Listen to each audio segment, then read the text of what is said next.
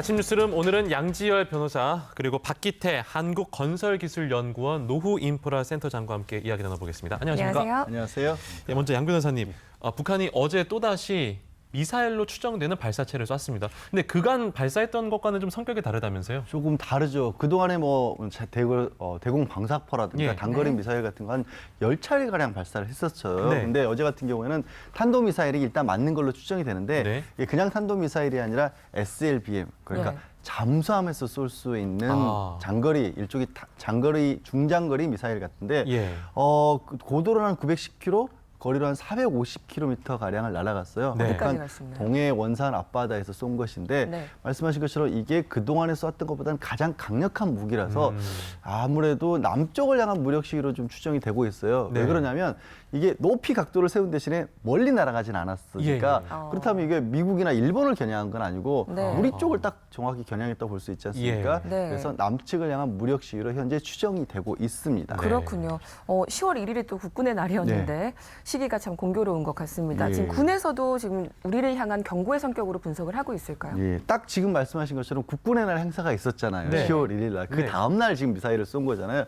근데 국군의 날 행사에 F-15K, 우리 동북아 최강이라고 하는 우리 그 비행기 선보였죠. 네. 그다음에 우리 현무 미사일, 조기 경보 시스템에 거기에 이제 미국에서 F-35를 들어와서 처음으로 선보였지 않습니까? 예, 예. 그 문재인 대통령이 직접 사열까지도 하셨는데 이게 북한으로서 너무 못마땅한 겁니다. 지금 말씀드린 F-35A 같은 경우가 대표적으로 스텔스 기능이 있어서 네. 네. 북한 레이더에 안 잡혀요. 그러니까 북한이 가장 싫어하는 건데 그걸 문재인 대통령이 저 앞에서 이 사열하는 모습을 보여주니까 북한으로서는 그게 싫었던 겁니다. 네. 이게 남북 공동성명 위반이다. 이게 우리 측에 대한 도발이다라는 얘기를 계속해서 해왔었고 사실 이 북한이 그동안에 이제 단거리 미사일 같은 거 발사할 때도 우리가 뭐 남북 군사 훈련 같은 거 했었을 때 여기에 대해서 항의성으로 많이 했었기 때문에 네. 이번에도 우리의 최신 전력을 보고 거기에 대한 맞대응을 해서 보여준 게 아닌가 하고 국군 측에서도 분석을 하고 있어요.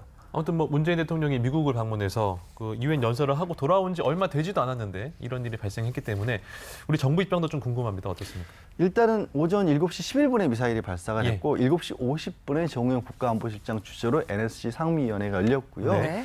뭐 원론적인 입장을 사실 내놨습니다. 강한 우려를 표명을 하면서 미국과 굉장히 강한 어떤 공조를 하겠다. 그래서 도대체 왜 이런 식의 도발이 있었던 것인지를 분석을 하겠다라고 입장을 표명을 했는데 네.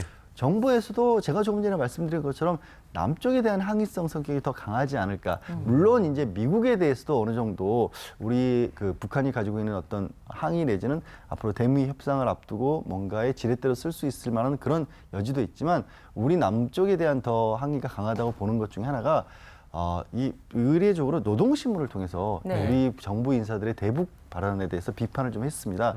그동안에 북한이 뭔가 남쪽에 대해서 싫은 소리 할 때는 예. 뭐 우리 민족끼리 같은 거 있지 않습니까? 그렇죠. 예. 이른바 대외적인 선전 매체들을 통해서 했었는데 노동신문에 직접적으로 얘기를 한 걸로 봐서 남쪽에 대한 항의가 좀 더 강하지 않느냐. 우리도 이걸 애써 축소하려는 건 아니고요. 예. 그런 성격들을 조금 더 강하게 보고 있는 겁니다. 네, 근데 부탄이 보통 이렇게 미사일이나 미사일 발사체를 발사할 때는 보통 한 가지 노림수만 두는 게 아니라 아무래도 우리 쪽에 더 무게가 실렸다고는 하지만 실무 협상을 앞두고 미국에 대해서 좀 미국을 염두에 두고서 한 행동이다 이런 시각도 많이 있는 것 같은데요. 그럴 수밖에 사실 없어요. 저도 앞서 설명드릴 때는 국군의 날 행사 다음 날이니까 네네. 남쪽에 대한 경고성 사격이다 이렇게 봤지만 또 5일 날 네. 이제 북미 실무 협상을 앞두고 있지 않습니까? 전격 합의하지 않았어요? 최선희 부상이 갑작스럽게 발표를 했어요. 우리 실무 협상 하겠다. 4일 날 예비 협상도 하겠다. 그게 딱 하노이 협상 이후 석 달 만에 정말 오래 기다린 끝에 이루어진 것인데 그 발표를 직접 하고 나서 반나절 만에 미사일을 쐈으니까 네. 이게 미국에 대해서도 뭔가 할 말이 있는 게 아니냐라는 생각을 할 수밖에 없고 또 이 SLBM이라고 하는 게 뭐 ICBM처럼 장거리 미사일은 아니더라도 네. 잠수함이 싣고 가는 거잖아요. 그러니까 이론적으로는 분명히 잠수함이 싣고 가서 아주 가까이까지 간 다음에 이 SLBM을 발사한다면 본토도 사정거리 안에 들지 말라는 보장을 얻는 겁니다. 그렇죠. 그러다 보니까 미국에 대해서도 뭔가 새로운 뭐 협상 카드를 내밀려라. 미국이 그동안 주장해왔던 거 말고 계속 그 얘기했지 않습니까? 북한이 기존 협상에서 주장했던 거 반복하려면 나오지도 말라라는 얘기이기 때문에 한 번쯤 더 기싸움을 벌이는 게 아니냐 생각해 볼 수 있는 게 SLBM이 참 좀 어정쩡한 거랍니다. 예. 뭐냐면 뭐죠? ICBM, 그러니까 예? 장거리 탄도 미사일을 쏘는 건 확실하게 이건 판을 깨겠다는 거예요. 예. 미국이 가장 싫어하는 거고 미국과 핵과 가지고 줄날리기 해온 게 결국엔 ICBM을 쏘는 바람에 네네. 미국 쪽에서 아니 우리 땅까지 날아오는 미사일을 쏘면 그렇죠. 어떡하냐 이런 예. 거였는데 네. SLBM은 그건 아닌데 그 정도는 애매하네요. 아니다. 그건 아닌데 네. 그런데 말씀드린 것처럼 잠수함이 싣고 오면 그러면? 또 이럴 수도 있다 보니까 북한이 미국의 인내력을 좀 테스트해보는 게 아니냐 이런 분석도 나오는 겁니다. 아무튼 북한이 미국의 인내력을 테스트한다면 이분의 반응이 궁금하잖아요. 트럼프 대통령. 근데 대내적으로도 좀 힘든 상황인 것 같은데 뭐 어떨 거라고 전망하세요? 트럼프 대통령이 조금 전에 제가 들어올 때까지도 찾아왔는데 예. 트위터 SLB에 대해서는 그럴 그 신경 쓸 겨를이 없는 거죠, 지금. 그런 것도 같아요, 사실. 예. 그러니까 트럼프 대통령 미국에서 정치적 스캔들로 네. 미국 내 의회에서 탄핵하겠다고 그러니까요. 나서고 있고 네. 뭐 변호인을 선임해야 되느니 말아야 되느니 하고 있는 상황이다 보니까 북한의 SLBM까지 크게 신경 쓰기는 어려울 것으로 보이고 사실 미국의 언론들도 이번 SLBM에 대해서는 딱히 크게 의미를 두고 있지 않은 것 같아요. 다른 것보다 이제 잠수함이라고는 얘기는 하는데 네. 북한 잠수함이 여러 대 가지고 있긴 합니다. 네. 근데 그 수준이 동해를 벗어나기는 어렵다라는 거예요. 아. 물론 아베 일본 총리는 굉장히 강력하게 신경 반발했어요. 쓰겠죠. 일본까지는 또 충분히 갈 수가 충분히 있다 가죠. 보니까 네. 이건 유엔 안보리 위반이다라고 강력하게 항의를 하고 있는데 트럼프 대통령은 특별하게 얘기를 내놓지 않고 있어서 최소한 4일 예비 실무회담이라든가 예비 협상이라든가 5일 실무회담이 열리는데 지장은 없을 것으로 그렇게 보고 있습니다. 알겠습니다. 자, 계속해서 다음 주제로 넘어가 보겠습니다. 그 전에 먼저 화면으로 이번 주제 만나보시겠습니다. 발밑이 위험하다. 언제, 어디서, 어떻게 터질지 모르는 사고들. 휴대전화 등이 끊겨 주민들이 각종 사회 기반 시설들의 노후화가 원인으로 지목되고 있는데요.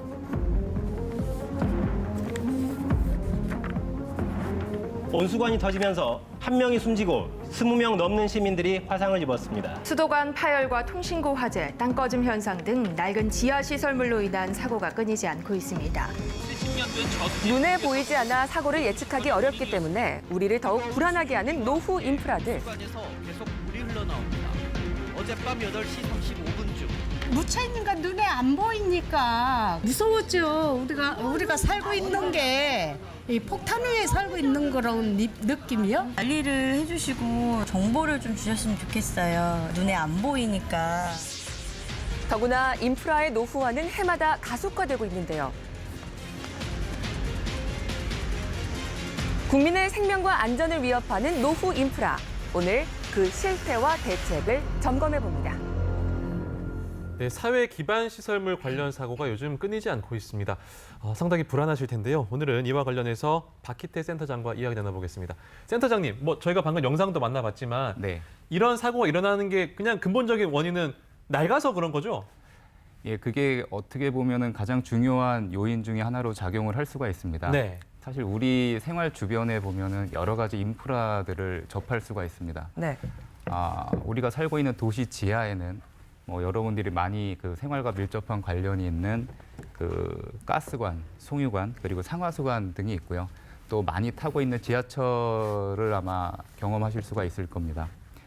그리고 지상에는 교량, 터널, 그리고 도로, 항만, 여러 가지 또 발전소 등이 있고요. 네.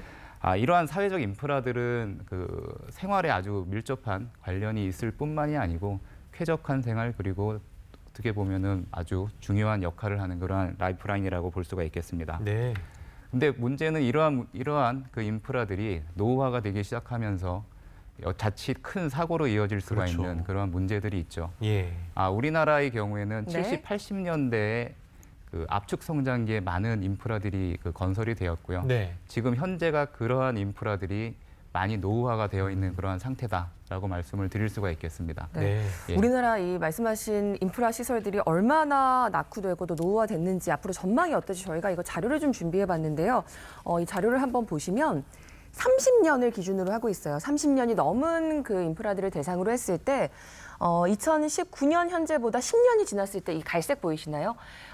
훌쩍 노후화된 인프라가 늘어난다 이걸 확인하실 수 있거든요. 설명을 좀 부탁드릴게요. 예, 그 법인세법 시행 규칙이라고 있습니다. 네. 그 안에 보면 그 콘크리트 구조물의 내용 연수가 30에서 50년으로 정의가 돼 있고요. 네. 그렇기 때문에 일반적으로 우리나라에서는 30년 이상이 되면 노후화가 되었다라고 보통 일반적으로 얘기를 하고 있습니다. 네. 좀 전에 판넬 그 오른쪽 그림에서 보면은 아시겠지만은 네. 2016년 말 기준으로 그 30년 이상 된 인프라의 비율이 10.3%가 돼 있습니다. 근데 문제는 이게 그 10년마다 그 비율이 2배씩 늘어나면서 2036년이 되면 거의 44%에 네. 육박하는 그러한 그 비율이 30년 이상 인프라들이 구성이 되는 거죠.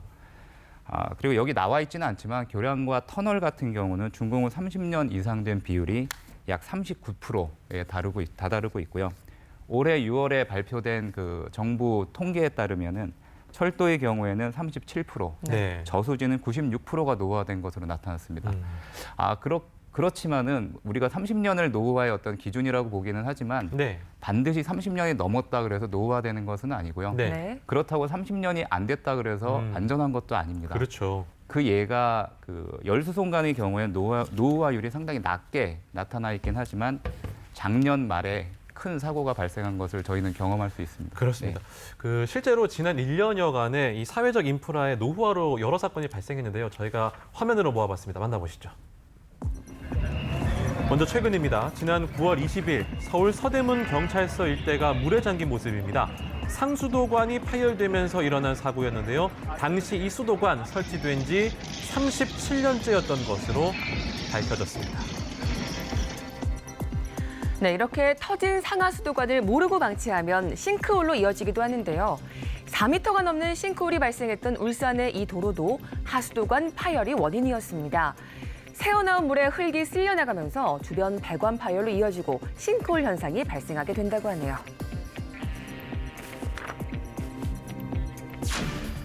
올 봄에는 인천을 시작으로 전국 곳곳에서 붉은 수돗물 사태가 발생했습니다.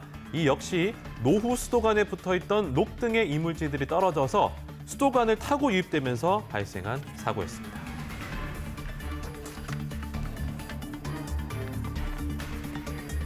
그런가 하면 지난 겨울에는 경기도 고양시 백석역에서 열수송관이 파열돼 인명피해가 발생하기도 했죠.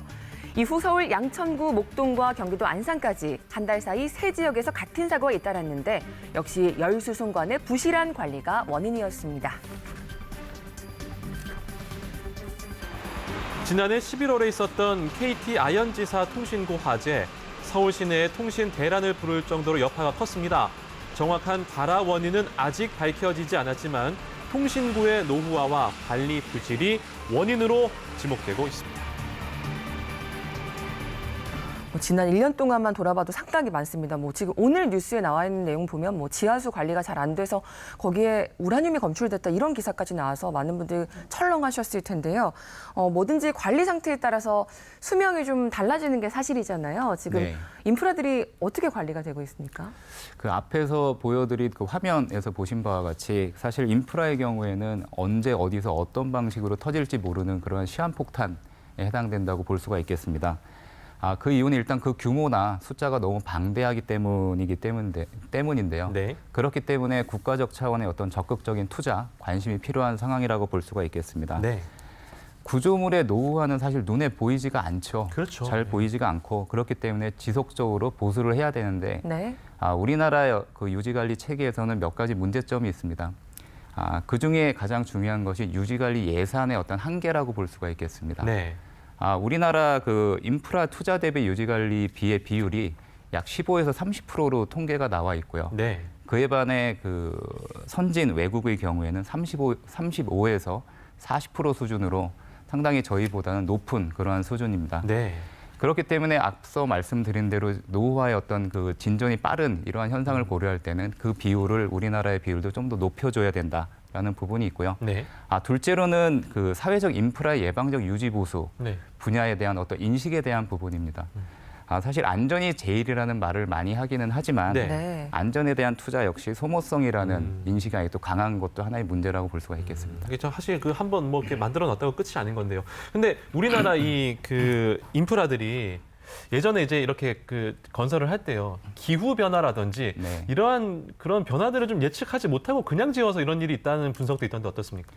사실 기후 변화의 문제는 상당히 어떤 큰 영향이 있습니다. 사실 인프라를 설계하고 만들 당시에 적용한 설계에 대해서 환경이 많이 변했기 때문에 네. 이런 환경 변화에 적응을 못하고 인프라가 복원력을 잃으면서 견디지 못하게 되는 경우가 있습니다. 네. 집중호우로 인해서 그 도로가 물바다로 되는 일명 도로 홍수가 예. 있고요. 이러한 홍수에 의해서 교량이 하부 구조의 경우에는 쇄굴이라는 어떤 그 손상이 많이 발생을 하게 됩니다. 예. 특히 또 콘크리트의 경우에는 빗물에 많은 그 노후화가 촉진이 되고 특히 그 제설제를 많이 쓰는 겨울 그리고 그 다음 계절인 봄에는 눈이나 비에 의한 콘크리트 구조물의 노후화가 촉진되는 그러한 현상이 발생합니다. 네. 그리고 폭염도 문제가 그렇죠. 되겠죠. 이렇게 더워질 예. 줄 알았을까요?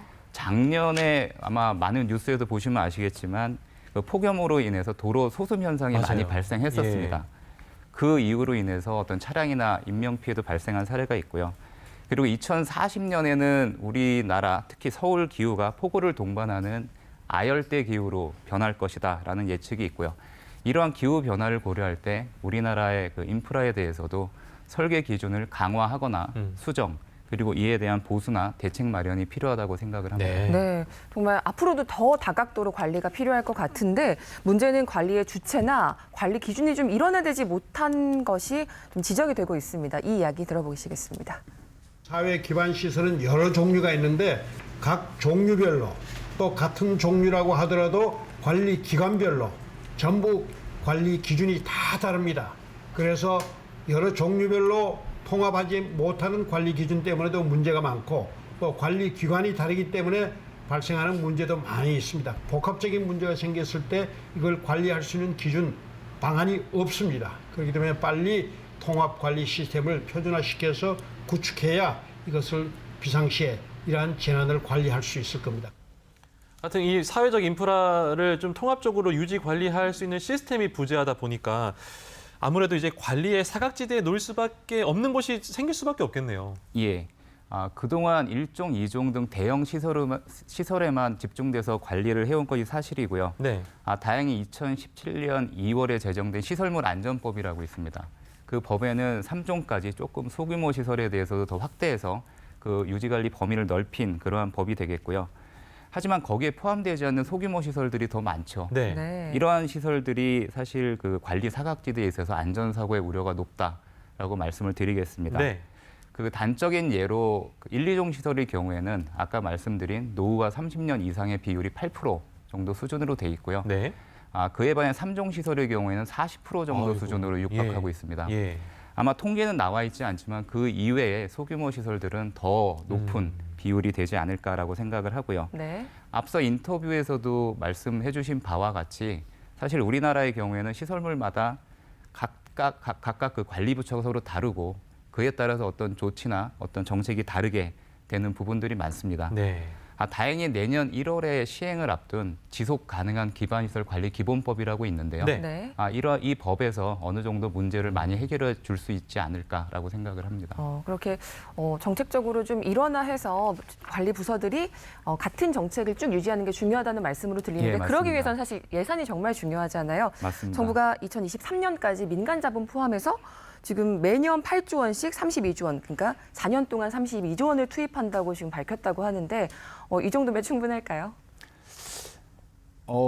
사실 뭐 충분하지는 않습니다. 네. 충분하지는 않지만은 어찌됐든 간에 우리 정부에서 우리나라에서 이 정도의 많은 관심을 보여주신다는 것이 정말 그 고무적인 네. 얘기가 되겠고요. 예. 사실 인프라는 도시의 그 기본 단위라고 봅니다. 기본 단위이기 때문에 지금 현재는 사고가 터지면은 어떤 땜질식 처방인 반면에 앞으로는 이런 땜질 처방이 아닌 그 시설물의 연식과 이용량을 분석해서 상시적으로 성능을 검진하는 그런 방향으로 가야 되고요. 또 사람과 마찬가지로 인프라에 대해서도 건강 검진을 지속적으로 진행을 해야 되는 그러한 부분들이 있습니다. 네. 이를 위해서는 인프라 노후화에 대비한 다양한 기술들 개발이 필요하고요. 네. 특히 이러한 부분에 있어서는 데이터들을 기반으로 한 여러 가지 인프라 노후화에 대한 기술 개발이 필요하다고 생각을 합니다. 좀 전에 말씀드린 이러한 모든 그 기술들을 아우르는 국가적 차원의 통합적인 그 시스템 구축이 필요하다고 생각이 들고요. 네. 좀 전에 말씀하신 그 예산에 대한 부분에 있어서는 사실 그 재정 그 자립도가 낮은 그 지자체의 노후 시설물들은 중앙 정부의 그 지원이 필요하다고 생각이 들고요. 네. 또 하나가 뭐냐면은 사실 그 국민들도 일상생활에서 여러 보험을 들고 있지 않습니까? 예. 여러 보험을 들고 있는 것처럼 그 우리나라 그 노후 인프라 대한 네. 그러한 부분에 있어서도 우리 국민들이 자신의 안전을 담보한다는 인프라 안전에 의해서 자신의 안전을 담보한다는 그런 인식 개선이 필요하고 안전한 인프라도 일종의 국민 복지다라는 예. 방향의 그 인식을 가져주시고 노후 인프라에 대해서 많은 관심을 가져주셨으면 좋겠습니다. 맞습니다. 뭐 지금 당장 뭐 눈에 보이지 않는 성과라고 해서 우리가 안 할 것이 아니라 무너지면 정말 큰 많은 돈도 그렇죠. 들고 피해도 생기는 거잖아요. 앞으로 이런 그 사회적 인프라 유지 보수 시스템에 또 많은 관심 좀 가져주시기 바랍니다. 오늘 두 분 말씀 여기까지 듣겠습니다. 고맙습니다. 고맙습니다. 네, 감사합니다.